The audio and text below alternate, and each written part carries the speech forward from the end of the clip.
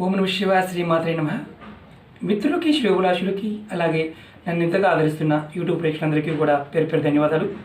మిత్రులారా, మీ అందరికీ కూడా ఆ పరాదేవత ఎల్లవెల్లలా మీతో ఉండి మీ మనోవంచ నెరవేర్చాలని మనస్ఫూర్తిగా కోరుకుంటున్నాను.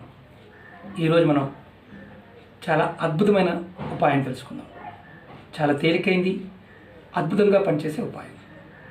చాలామంది మిత్రులు మెయిల్స్లోను, కామెంట్స్లోనూ రెగ్యులర్గా అంటే ఇంట్లో మొక్కలు పెంచుకుంటున్నామండి, మొక్కలు బతకడం లేదు, తులసి మొక్క కూడా బతకడం లేదు, ఎందువల్ల తెలియటం లేదు అని చాలామంది మిత్రులు అనడం జరిగింది. అలాగే మీ జాతకంలో మీకు యోగ్యత ఉన్నా లేకపోయినా, గురుబలం తగ్గి ఉన్నా మీకు కొన్ని సందర్భాల్లో ఇబ్బందులు ఎదురవుతూ ఉంటాయి.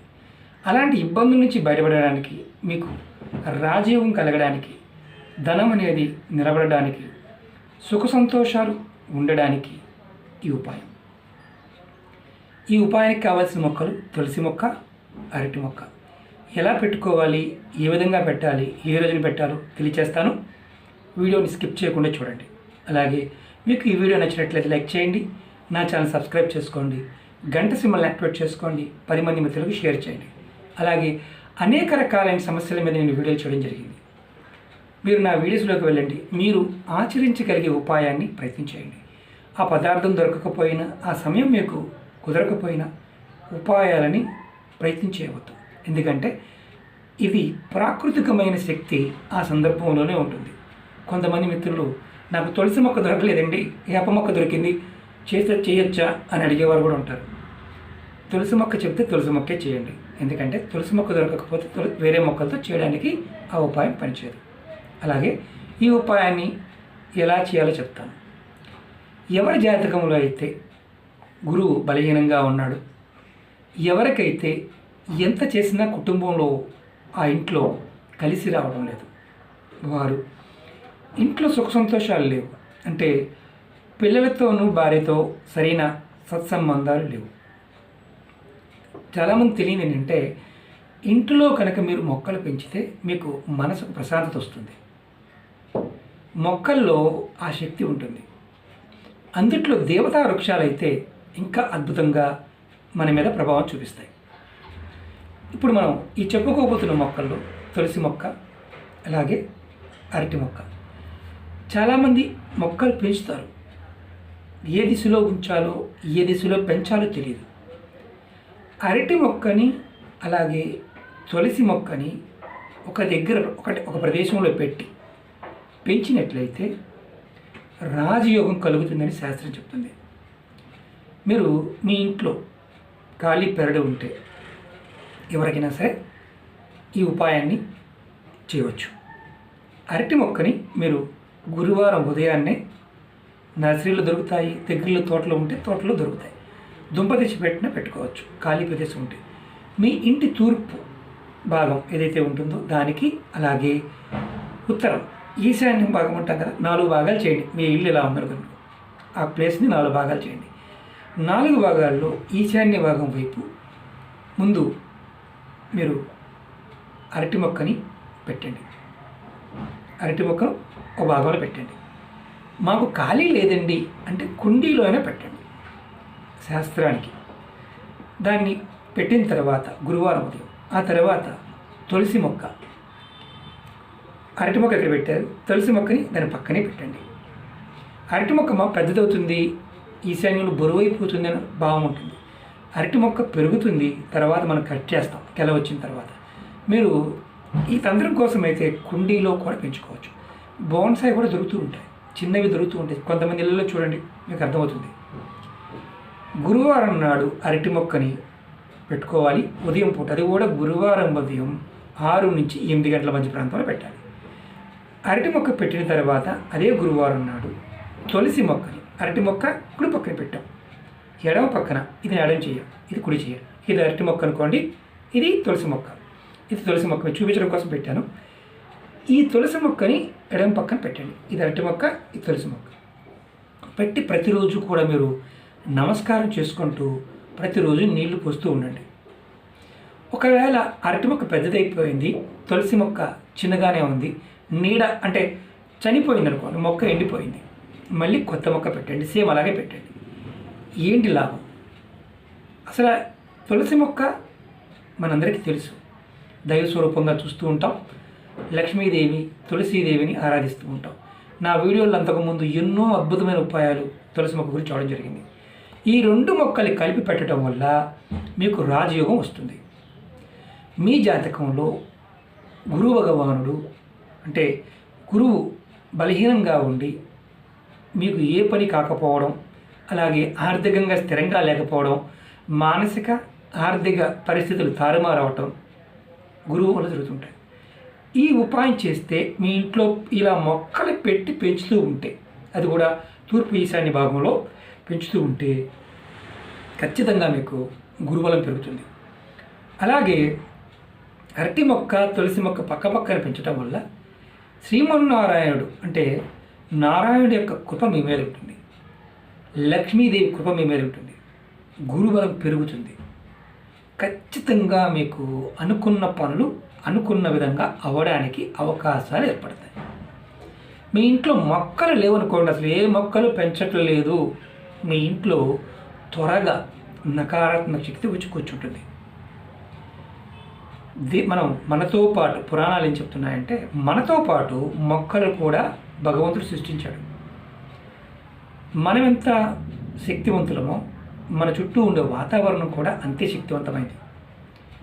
మనం యోగం కావాలి, ధనం కావాలి, డబ్బు కావాలి, సుఖం కావాలి, అన్నీ కావాలంటే మొక్కలు పెంచాలి. మొక్కలు పెంచినప్పుడు ఇవన్నీ వచ్చి తీరుతాయి. ఇది స్వానుభవం. చాలామంది అంటుంటారు, మీకు డబ్బులు వస్తాయా, మీరు చెప్తుంటారు కదా అని. మీకు చెప్పడం వల్ల డబ్బులు వస్తాయి.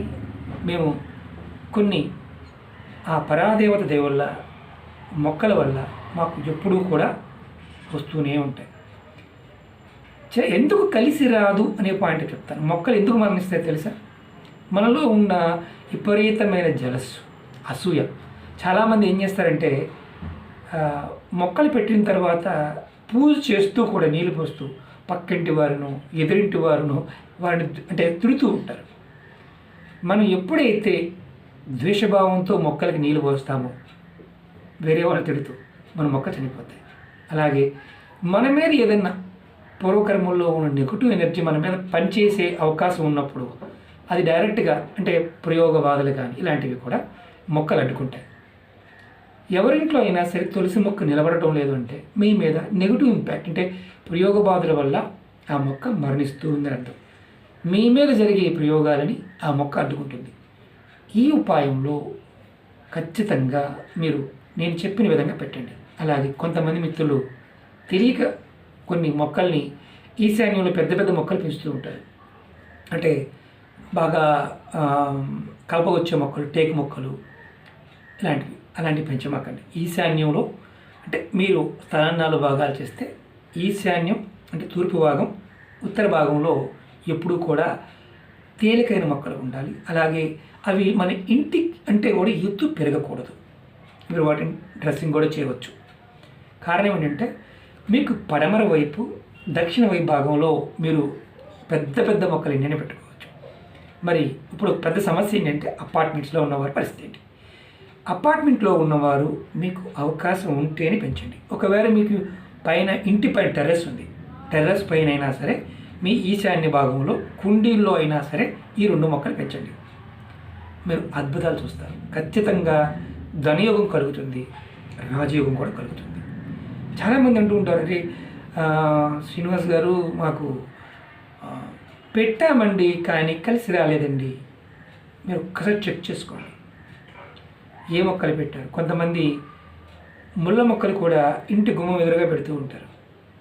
కొంతమంది ముళ్ళ మొక్కల్ని అంటే రేగి మొక్కలు కావచ్చు, లేకపోతే తుమ్మ చెట్లు కావచ్చు, పెరళ్ళు బాగా ఉన్నప్పుడు పెద్ద పెద్ద పెరళ్ళు ఉన్నప్పుడు తెలియకుండా అవి వచ్చేస్తుంటాయి, తొందరగా వస్తుంటాయి. అలాంటివి గుమ్మం ఎదురుగా లేకుండా చూడండి. అలాగే చాలామంది మిత్రులు ఈ మధ్యకాలంలో రావి చెట్టు గురించి అడుగుతున్నారు. రావి చెట్టు ఇంట్లో పెంచుకోవచ్చా, కుండీలో పెంచుకోవచ్చు. తంత్ర ప్రయోగాల్లో రావి చెట్టుకు ఒక విశిష్టమైన స్థానం ఉంది. అంటే రావి చెట్టు సాక్షాత్తు విష్ణు స్వరూపం. అలాగే మీ ఇంటి మీద కానీ మీ వాటర్ ట్యాంకుల మీద కానీ గోడల మీద రావి చెట్టు వచ్చినప్పుడు ఎప్పుడు తీయాలని చాలామంది మిత్రులు అడిగారు.